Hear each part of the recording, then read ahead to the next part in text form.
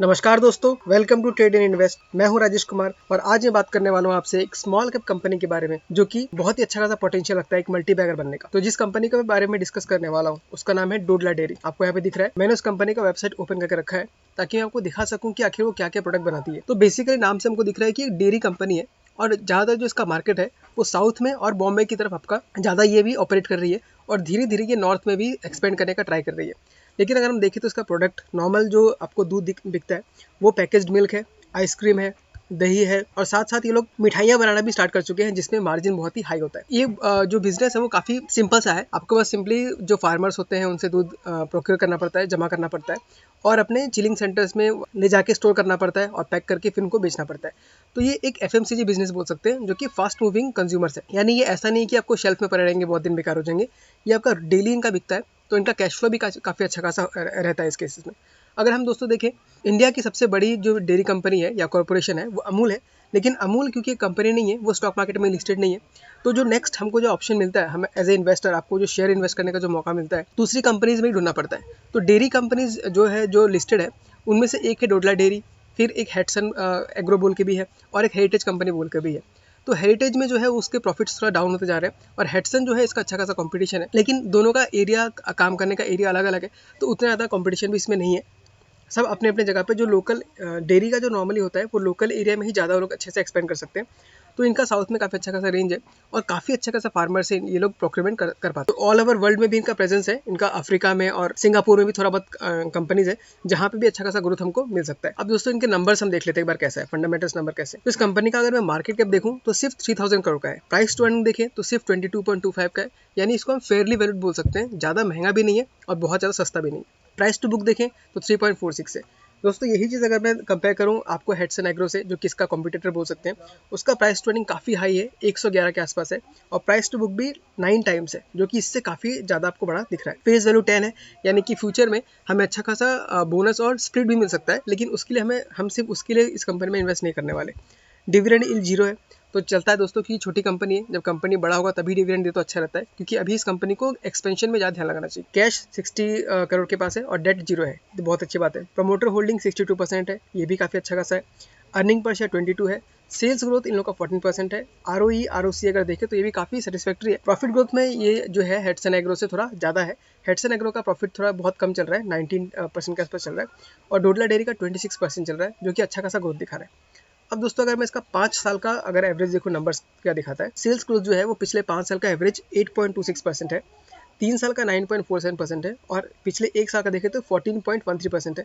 यानी अगर हम देखें तो सेल्स ग्रोथ काफ़ी अच्छा खासा ग्रोथ कर रहा है। प्रॉफिट ग्रोथ देखें तो भी आपका पिछले 5 साल से अगर देखें और 1 साल का देखें एवरेज तो वापस ग्रोथ ट्रैक पर है, यानी प्रॉफिट भी इनका धीरे धीरे बढ़ते जा रहा है। रिटर्न ऑन इक्विटी देखें तो भी 5 साल पहले सिर्फ 15% था और आज अगर 1 साल का देखें तो 19% है, यानी सबके सब धीरे धीरे अपवर्ड में ही हमको दिख रहा है। ROC भी देखें तो 20% था 5 साल का एवरेज और 1 साल का एवरेज 23% है, यानी अगेन ये भी में ग्रोथ ही दिखा रहा है। डेट टू इक्विटी 0 है। दोस्तों हमको पता है जिस कंपनी के ऊपर डेट ज़्यादा होता है उसके ऊपर एक खतरा रहता है कि वो कंपनी डिफॉल्ट कर सकती है, लेकिन इसमें डेट 0 है तो ये बहुत ही अच्छा खासा हमारे लिए पॉजिटिव न्यूज़ हो गया। प्राइस टू कैश फ्लो अगर देखें तो 20 टाइम्स है, ठीक ठाक ही नंबर है।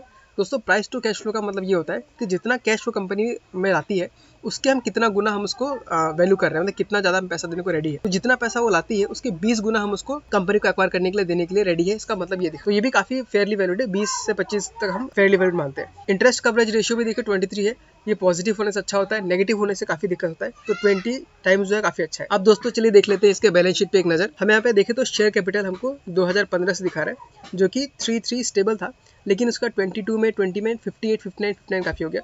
तो दोस्तों ये क्यों हुआ, क्योंकि ये पहले एक प्राइवेट कंपनी थी और ये 21 में ही लिस्ट हुआ, इसलिए शेयर कैपिटल बढ़ना लाजमी था, क्योंकि बहुत सारे जो प्रमोटर हैं तो अपना शेयर बेच के निकलेंगे और नए नए प्रमोटर्स आएंगे, तो इसलिए इनका शेयर होल्डिंग काफ़ी यहाँ बढ़ चुका है, शेयर कैपिटल, नॉर्मल सी बात है। रिजर्व्स अगर देखें तो 2015 में 214 करोड़ का था और अभी 780 करोड़ का हो गया है, काफ़ी अच्छा खासा ग्रोथ उन्होंने दिखाया है। बोरोविंग्स देखें तो लगभग ठीक ही है, जिस तरीके से सेल्स बढ़ रहा है उस तरीके से इनका बोरोविंग्स भी बढ़ रहा है, उल्टा कमी हुआ है। पहले 122 करोड़ का था डेट इनका, या बोरोविंग बोल सकते हैं, और अब वो 13 करोड़ का आ गया है। अगर वहीं पे हम इनके टोटल एसेट्स के बारे में देखें तो 2015 में 411 करोड़ का था और ये बढ़ के 1072 करोड़ का हो गया है, बहुत ही अच्छा खासा जंप है, हमें मोर देन डबल यहाँ पे ग्रोथ दिखाई दे रहा है। तो ये हमने क्विकली देखा इसके बैलेंस शीट के ऊपर। अब एक बार बहुत इंटरेस्टिंग चीज़ देख लेते हैं, उसका शेयर होल्डिंग पैटर्न कैसा है। दोस्तों ये बहुत ही इंटरेस्टिंग है। मैं आपको दिखाता हूँ। अगर प्रमोटर होल्डिंग देखूँ तो यहाँ पे 62.21% है, काफ़ी अच्छा है, काफ़ी स्ट्रॉन्ग है।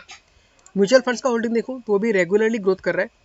10% से उन्होंने अभी दिसंबर क्वार्टर में 14.20% तक वो ला चुके हैं। अदर डीआईएस को देखें तो उन्होंने सिर्फ कमाया है 6% से 1% पे आ गया, चलिए ठीक है चलता है। अब एफआईएस को अगर देखें तो उन्होंने 11% से रिड्यूस करते करते 4.40% पे लाया था, लेकिन अभी दिसंबर क्वार्टर में अगेन उन्होंने 12.84% ला दिया।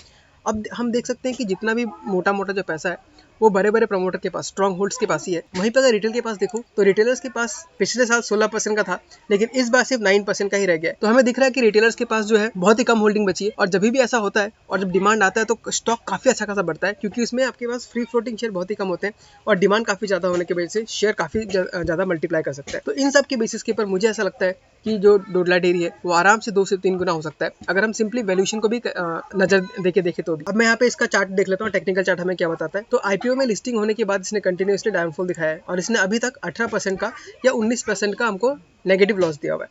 लेकिन दोस्तों इससे घबराने की बात नहीं है, क्योंकि कंपनी में आईपीओ में जनरली ऐसा होता ही है, क्योंकि आईपीओ में आने के बाद ज्यादातर कंपनी डाउन होती है। लेकिन हमें इस प्राइस मूवमेंट से ज्यादा डरना नहीं है, हमें मेन बिजनेस पर फोकस करना चाहिए, और बिजनेस अगर अच्छा है तो स्टॉक आगे बढ़ेगा ही बढ़ेगा। तो दोस्तों ये था मेरा व्यूज डोडला डेयरी के ऊपर। क्या आप इस इन्वेस्ट करने के बारे में सोच रहे हैं? अगर सोच रहे हैं तो कमेंट में हाँ लिख के बताइए, और अगर आपका कुछ पर्सनल दूसरा स्टॉक है तो उसके बारे में बताइए, मैं उसके ऊपर अपना ओपिनियन देने का ट्राई। ठीक है दोस्तों, आज के लिए इतना ही, मिलते हैं अगले वीडियो में किसी अगले स्टॉक के साथ। तब तक के लिए टाटा बाय बाय, टेक केयर।